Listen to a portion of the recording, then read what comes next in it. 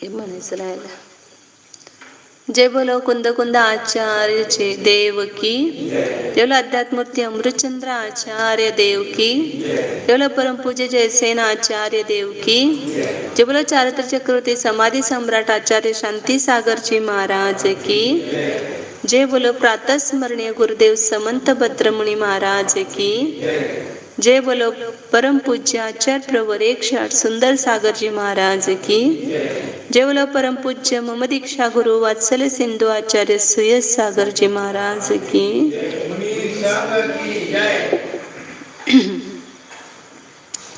श्री कुंद कुंद आचार्य विरचित प्रवचन सार परमागम है। इसमें तीसरा अधिकार है चरणानुयोग सूचक चूलिका।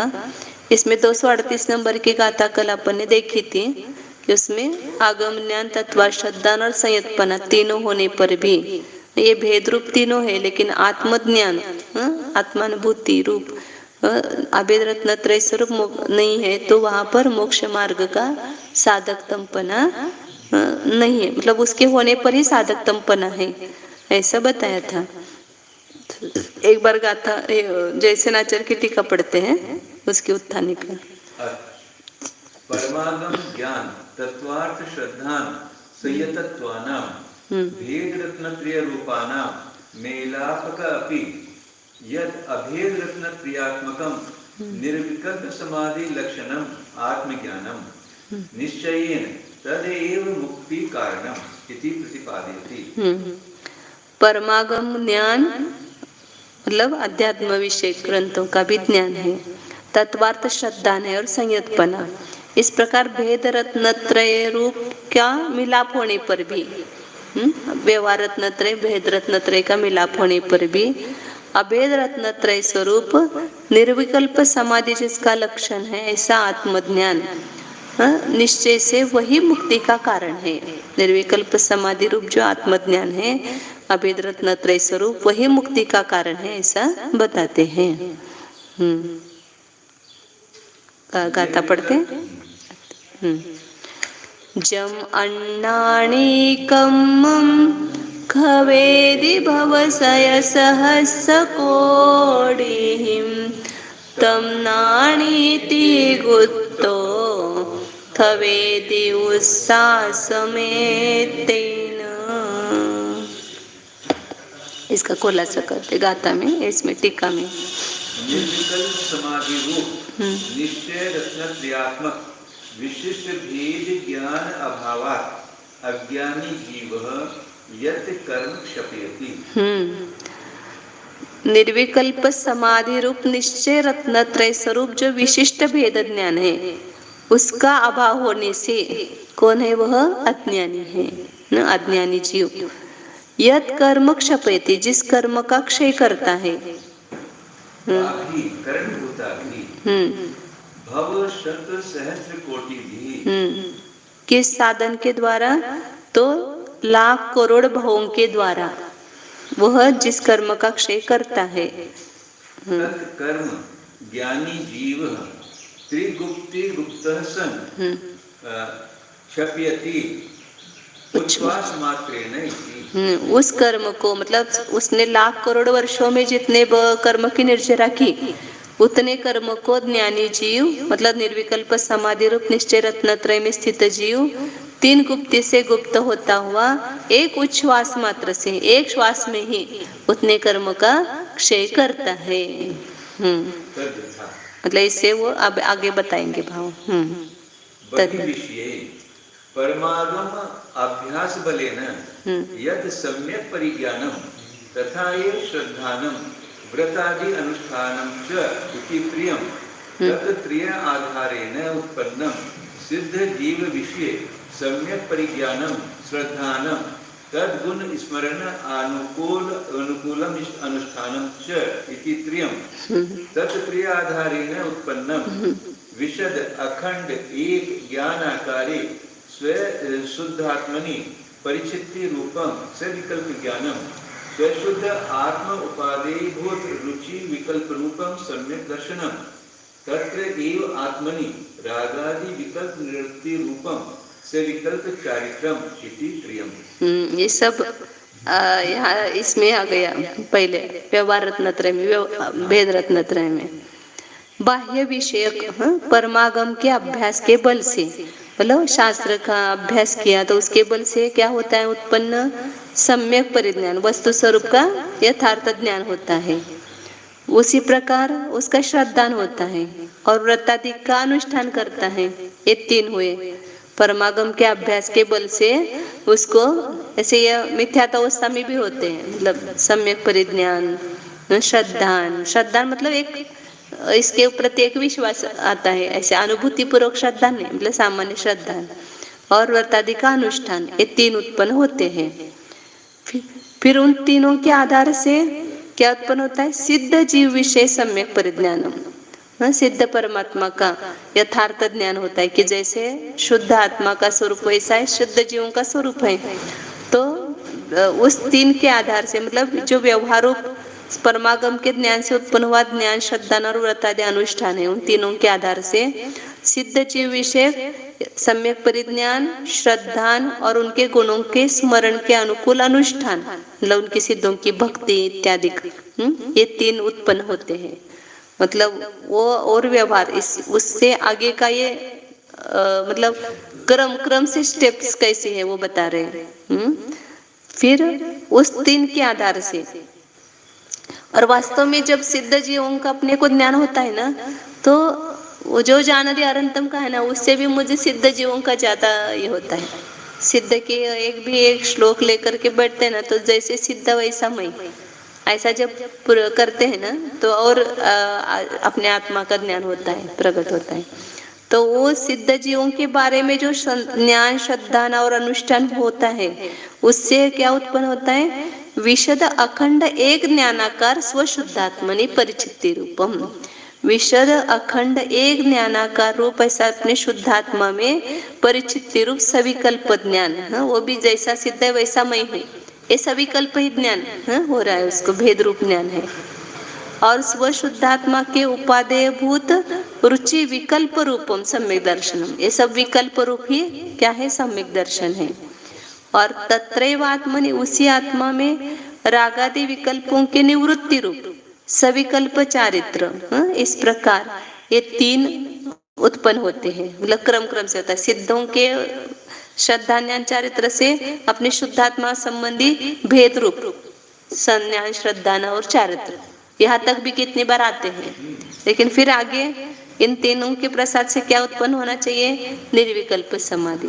तत्रय प्रसादेन उत्पन्नम, आगे है वो तन्त्रिय प्रसादेन उत्पन्नम यन् निर्विकल्प समाधि रूपम निश्चय रत्नक्रिय लक्षणम विशिष्ट संवेदन ज्ञानम तद अभावात् अज्ञानी जीवः बहुकोटिभिः यत् कर्म क्षप्यति तत् कर्म ज्ञानी जीवः पूर्वोक्त ज्ञान गुण सद्भावात् त्रिगुप्तिगुप्तः सन् उच्छ्वास मात्रेण लीलया एव क्षप्यति।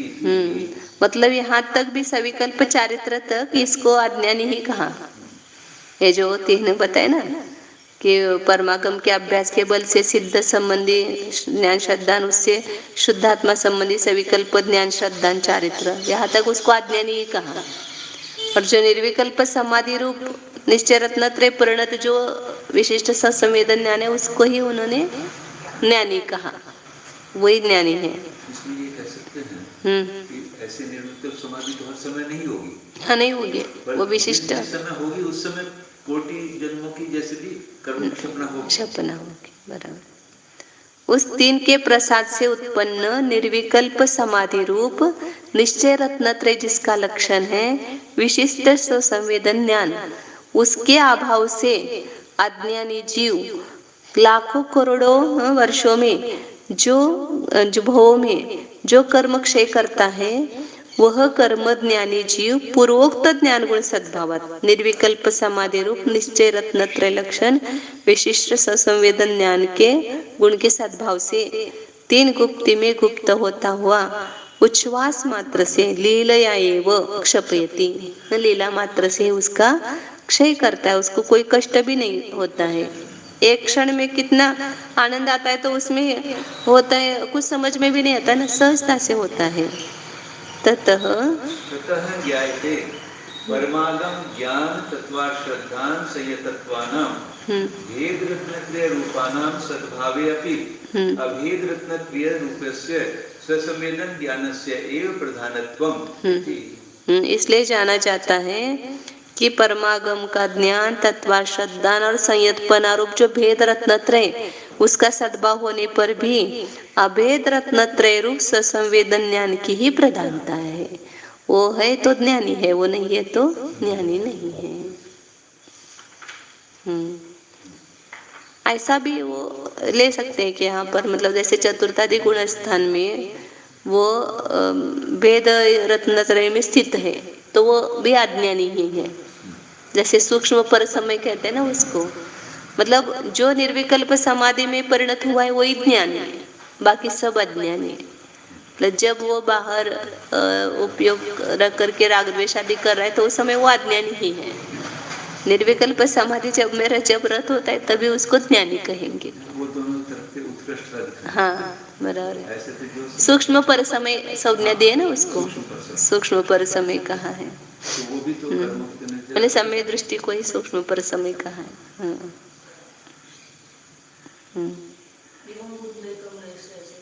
हाँ हाँ, एवं बुद्ध नहीं गम नहीं। बराबर। अब आगे के गाता है 239 नंबर के।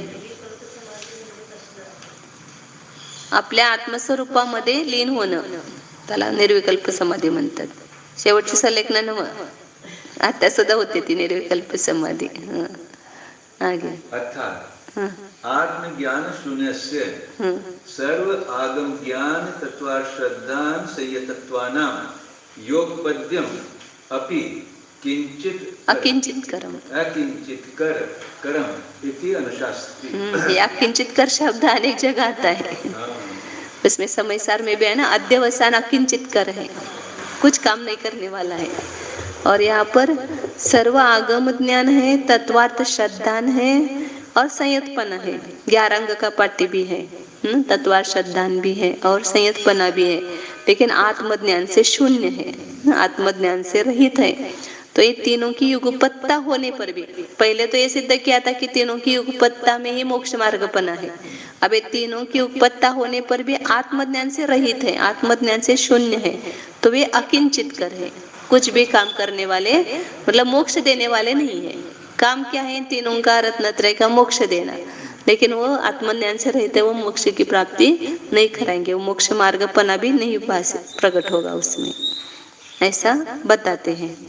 मतलब जो आचार्यों की सब जगह देखो, एक विधि रूप बोलते हैं कि तुरंत दूसरा निषेध रूप गाथा आती है। पिछले गाथा में विधि रूप बताए ना ये तीनों की युगपत्ता सहित आत्मज्ञान है, उसी में मोक्ष मार्गपना है।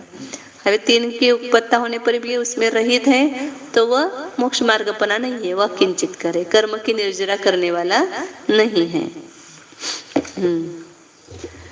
परमाणुपमाणं वा मुच्छादेहादिषु जस्य पुनो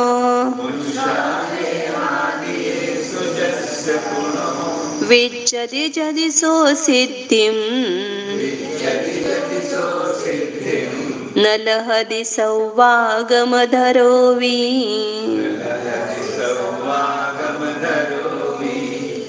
परमाणुपमाणं वा मुच्छादेहादिषु जस्य पुनो विच्यति यदि सो सिद्धिं न लहति सौवागमधरो वि। दोन अजून एक काढा, पाठवणीचे काढा, अजून एक गाता। परमाणु प्रमाणम व मुच्छा जस जिसके देहादियेसु शरीरादिक में पर पदार्थ में एक परमाणु प्रमाण भी मूर्छा है, इतना भी उसके पास क्या है, अभी राग पड़ा हुआ है देहादिक संबंधी, मतलब वो अंदर नहीं जा रहा है ना, अपने आत्म स्वरूप में स्थित नहीं हो रहा है। तो सो सौवागम धरोवी, वह सब आगम का धारण करने वाला होने पर भी, मतलब उसको 11 अंग का ज्ञान होने पर भी सो सिद्धिम न लहती, वह सिद्धि को प्राप्त नहीं होता है। इसमें भी आता है ना समयसार में भी, हाँ परमाणु मात्र भी राग है वहां पर, हाँ समय दर्शन ही नहीं है, ऐसा करना यहाँ पर भी बताते वैसा ही। यदि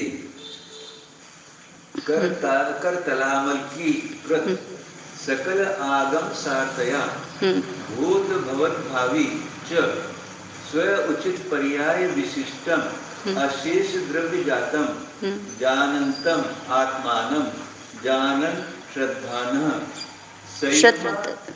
संयमन च आगम ज्ञान तत्वात् श्रद्धान संयम तत्वानां योग पद्य अपि मनाक मोह मल उपले तत्वात् यदा शरीर आदि मूर्छा उपरक्ततया निरूप राग उपयोग परिणतम कृत्वा ज्ञान आत्मानं आत्मानं न अनुभवति तदा तावत् मात्र मोह मल कलंक कीलिका कीलितहि कर्म भी अविमुच्यमानः न सिद्ध्यति।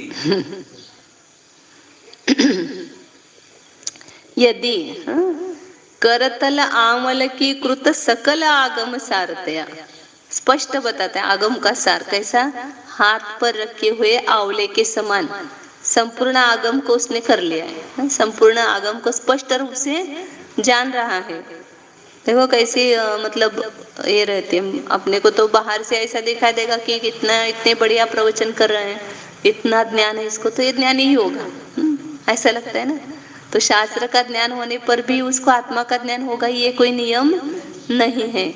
संपूर्ण आगम के सार को वह हाथ में रखे हुए आंवले के समान किया है, इसलिए भूत भवत भावी च सोचित पर्याय विशिष्टम, अपने योग्य ऐसे भूतकालीन भविष्यकालीन वर्तमानकालीन पर्याय से युक्त संपूर्ण द्रव्यों के समूह को जानन्तम आत्मानम, उस अशेष द्रव्य के समूह को जानने वाले अपने आत्मा को जान रहा है।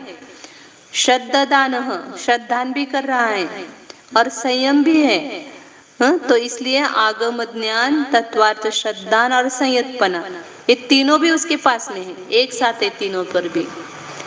फिर भी जब मनाग मोह मलोपलिप्तत्वात्, इतनी भी मोह की मलिनता कितना घात करती है, तो इतने हमारे पास तो इतना मोह का मल है तो कितना घात करेगा।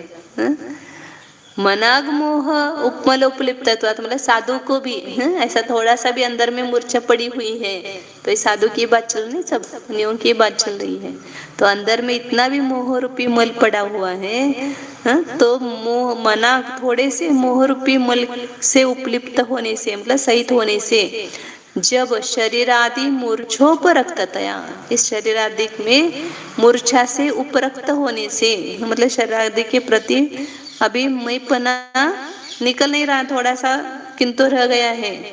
तो निरुपराग उपयोग परिणतम कृत्वा, अपने उपयोग को उपराग से रहित परिणत करके अपने ज्ञान स्वरूप आत्मा का अनुभव नहीं करता है।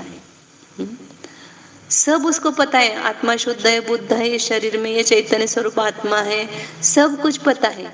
फिर भी शरीर आस्तिक से उपयोग को हटा करके उस अपने उपयोग स्वरूप आत्मा में अपने उपयोग को नहीं जमाता है, उसको राग रहित हो करके उसका अनुभव नहीं करता है ज्ञान स्वरूप आत्मा का। तब वह तावन मात्र मोह महल कलंक किलिका किलित ही, उतने मात्र मोह रूपी मल के कलंक से किलित हो गया है। तो वह जीव किलित ही कर्म भी ही, वो मोह मल से उत्पन्न होने वाले जो कर्म है उस कर्मों से नहीं छूटता हुआ न सिद्ध्यति, सिद्धि को प्राप्त नहीं करता है। अतः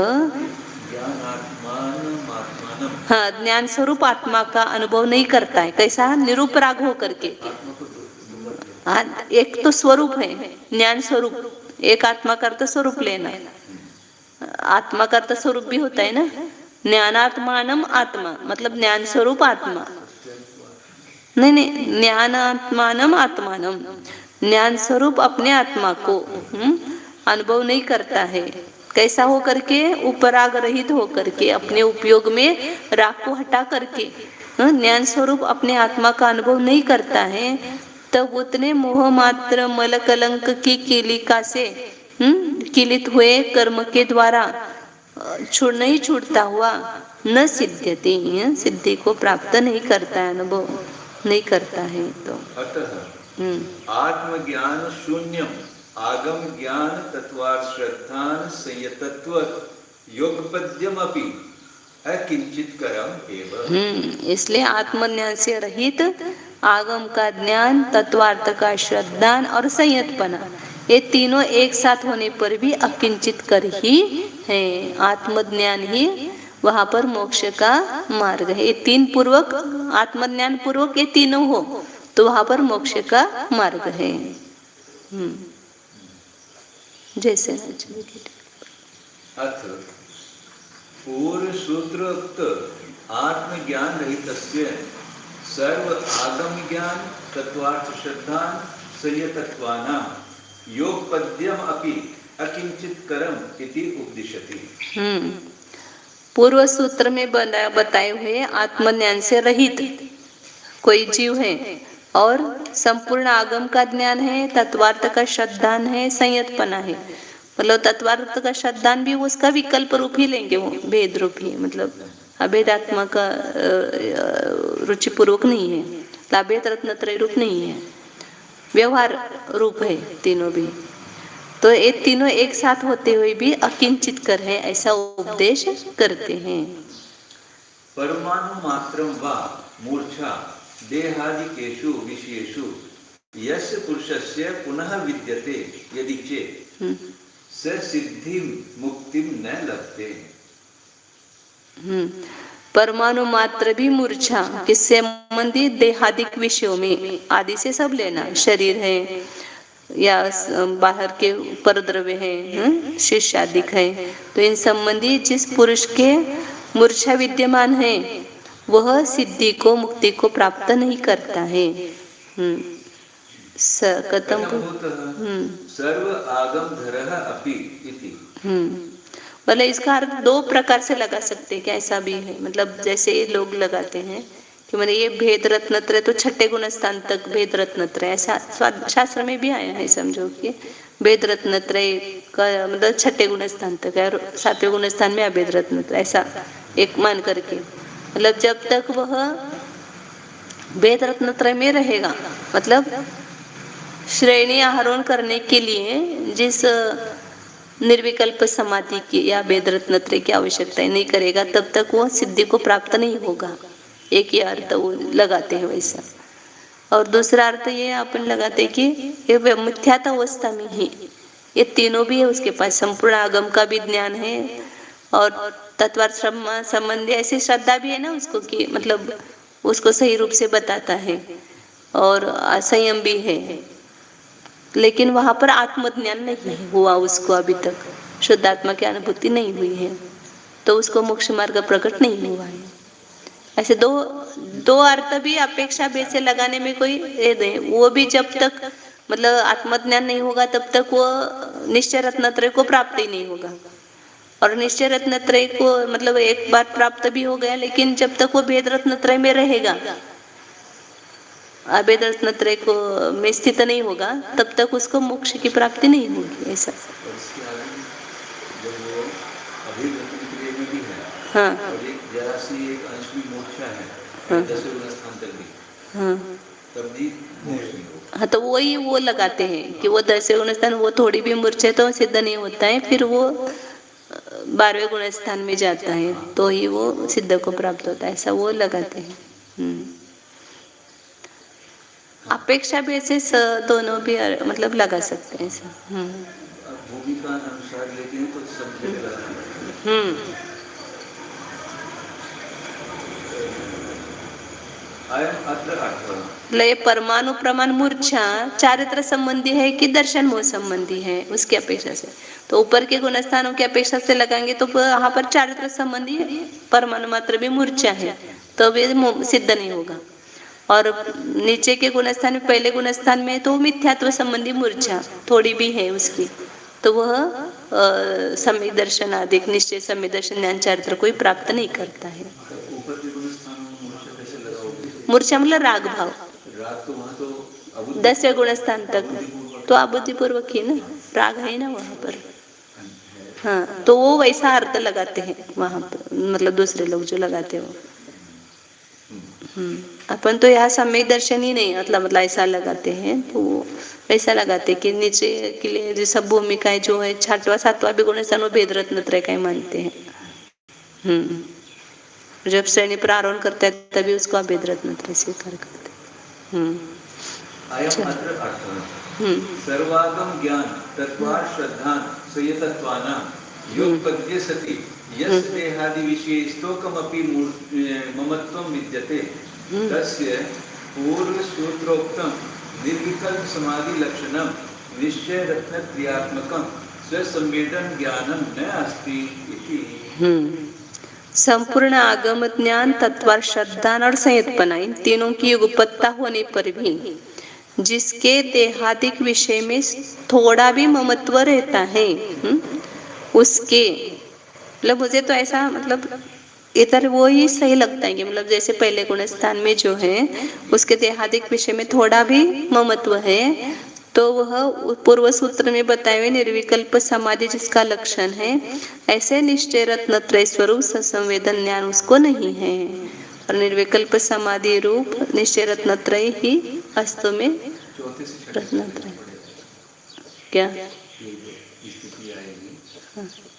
जिसके सुसंवेदन नहीं है ये, क्योंकि ऊपर तो फिर सारा सुसंवेदन है ऊपर, वो तो है ही, लेकिन यहाँ पर भी पहले गुण स्थान में भी ये तीनों पाए जाते हैं, ऐसे दिखाई देते हैं ना, जिसको अनुभूति नहीं हुई है और आगम का ज्ञान भी है, तत्व श्रद्धान मतलब सामान्य तत्व श्रद्धान कहेंगे, सम्यक रूप नहीं हुआ है अभी, और संयतपना भी है, लेकिन फिर भी पहले गुण स्थान में द्रव्यलिंग मुनि का कितने उत्कृष्ट अवस्था बताते हैं, जैसे नवग्रह में भी जाता है तो कितनी उत्कृष्ट अवस्था दिखाई देती है उसकी, फिर भी वहां पर उसको मोक्ष मार्ग पना नहीं है।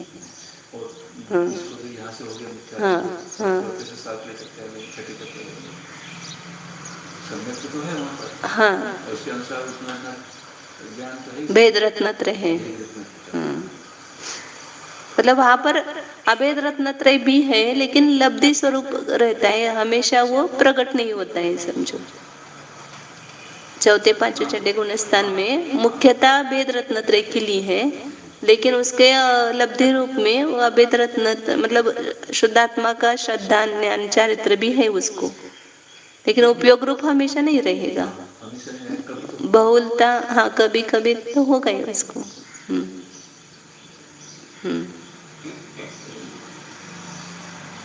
आगे ये हो गए ना पूरा, बस करते हैं आगे का इसमें।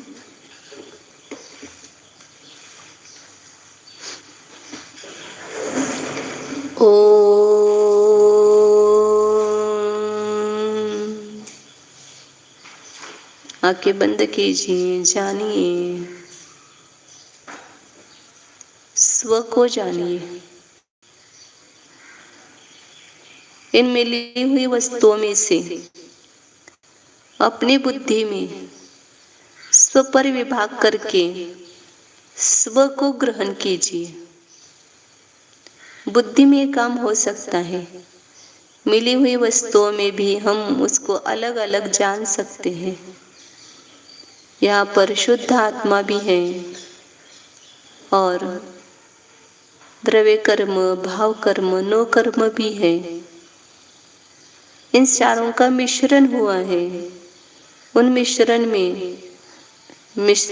में से अपनी वस्तु को अलग पहचानिए, अलग जानिए। ये जो दिखाई देने वाला शरीर है, सप्त धातु में स्पष्ट दिख रहा है, ये वस्तु मैं नहीं हूँ। ये तो पुद्गल का पिंड प्रत्यक्ष दिखाई दे रहा है, इसमें मेरा अस्तित्व नहीं है। इसके पास होते हुए भी यह वस्तु मैं नहीं हूँ। यहाँ जो कर्मन वर्गण से कर्मन शरीर बना है, या 8 कर्मों का पुंज रूप द्रव्य कर्म है, यहाँ पर सत्ता में पड़ा हुआ, उसको आगम के द्वारा और अनुमान के द्वारा हम जानते हैं। उसको भी बुद्धि में रखो, वो भी अलग है, भिन्न है, मैं नहीं हूँ। उस कर्म के निमित्त से उत्पन्न होने वाले ये जितने भी व्यक्त भाव दिखाई दे रहे हैं, मोह, राग, द्वेष, क्रोध, मान, माया, लोभ, इन भावों का अस्तित्व भी है, क्षणिक है, अध्रुव है, मलिन रूप है, लेकिन ये वस्तु मैं नहीं हूँ। अब तीनों को भी अलग कर दिया, अब क्या बचा?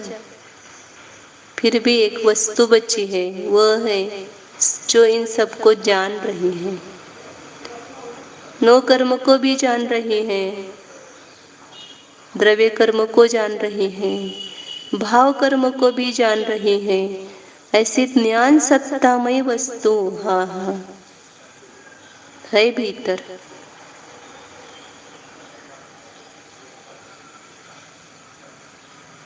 ज्ञान ही जिसका शरीर है, संपूर्ण प्रदेश ज्ञानमय है। ऐसी ये ज्ञानमय वस्तु इन तीनों अवस्थाओं में मिली हुई होने पर भी इन तीनों से भिन्न है, शुद्ध जीवत्व रूप है, परम पारिणामिक भाव रूप है, सहज ज्ञान और आनंद स्वरूप है। हाँ हाँ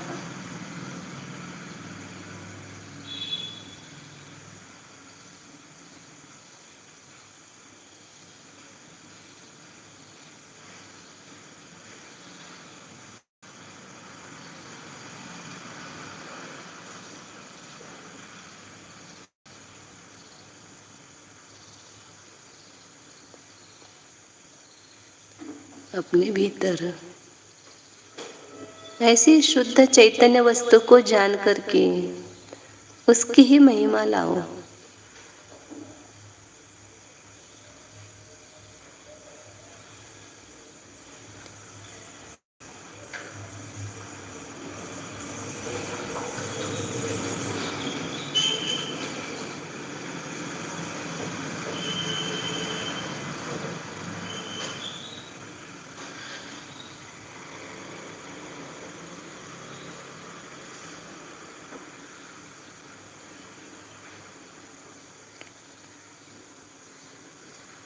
आनंद घन स्वरूपो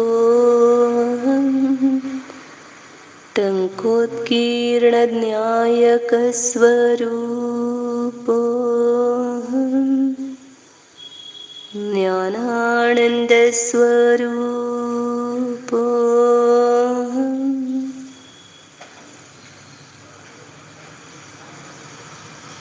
निस्संगो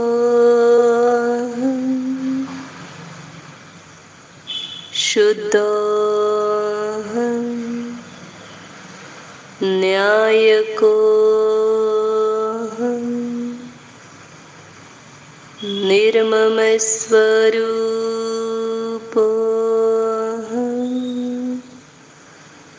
एकत्वस्वरूपोऽहम्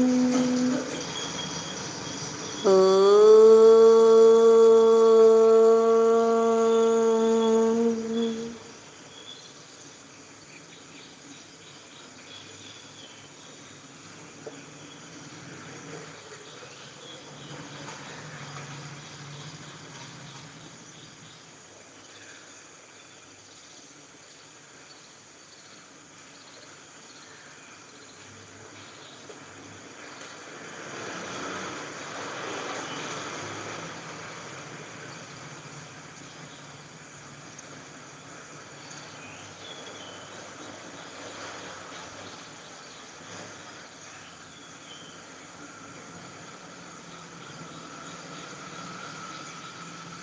विसर